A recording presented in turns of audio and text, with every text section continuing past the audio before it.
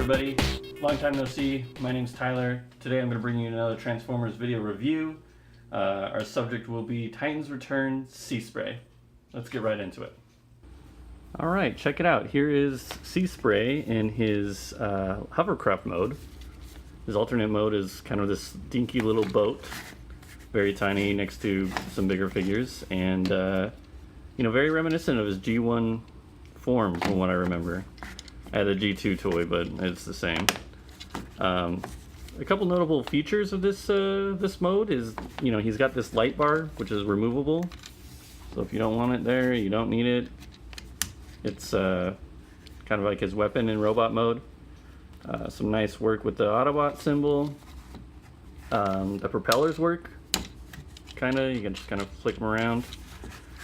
But I mean, I guess the key feature for these type of figures, these Legends class figures, are that they're all compatible with the actual toy economy that Hasbro has built with Titans Return, which is you just open up this back portion here, and oh geez, what happened to my little guy? Here he is. You can throw a little Titan Master in there. You know, sit those little guys back there. He doesn't come with one himself, but obviously there's tons of these little dudes, so you can just shove whoever you want in there, and then they're on the boat. Yay. I would say one of the major downsides of this figure, oh well, I won't say major, I really think it's pretty solid, but once you've done the transformation a couple times, it's kind of hard not to notice that behind this little flap here is, surprise, a robot face. What up, dude? Alright, let's transform him.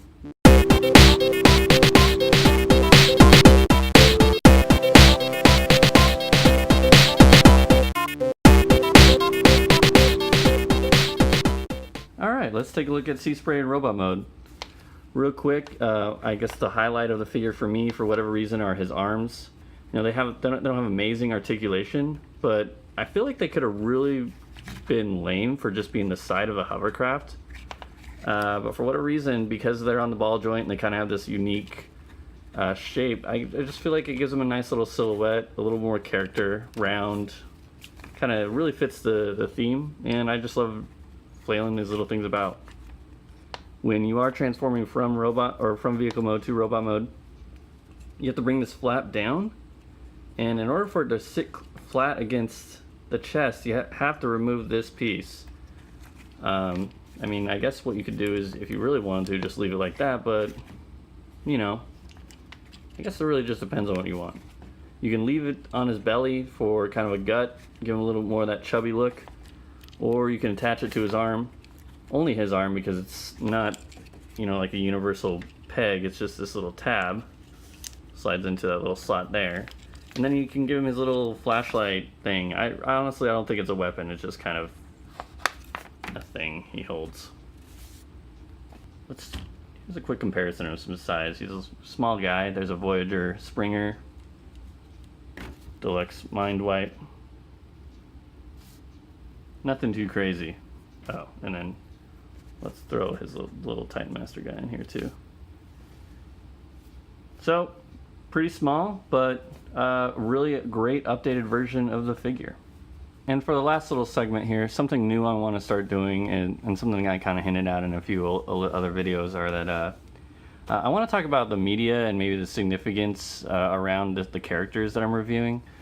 Because I think one of the great things about the franchise is there's so much more than just toys. They're all, you know, characters with some sort of significance.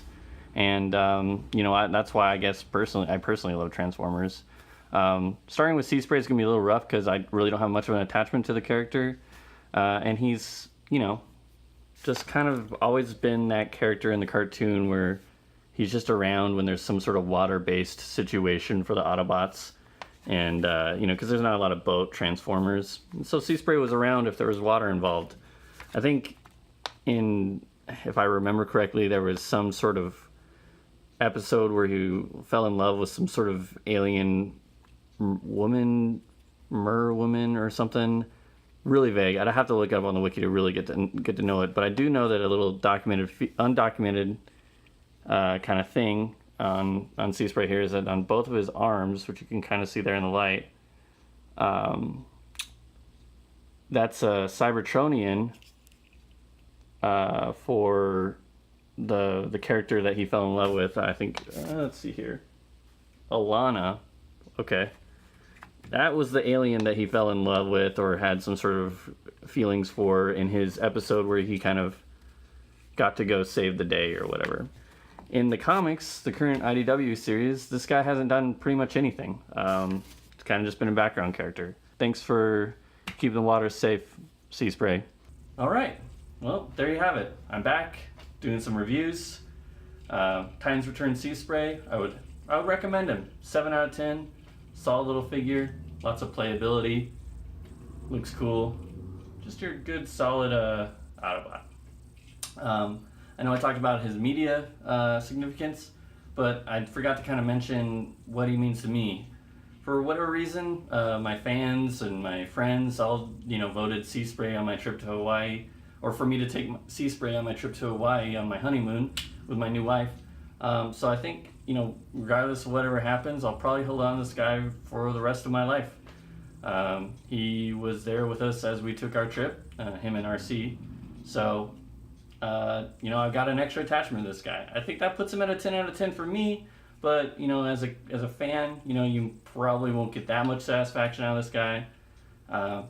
Just wanted to share that little bit, say thanks for tuning in, and I hope to get this going a lot more than I used to. It's been a while, and yeah, it was great. Thanks, everybody.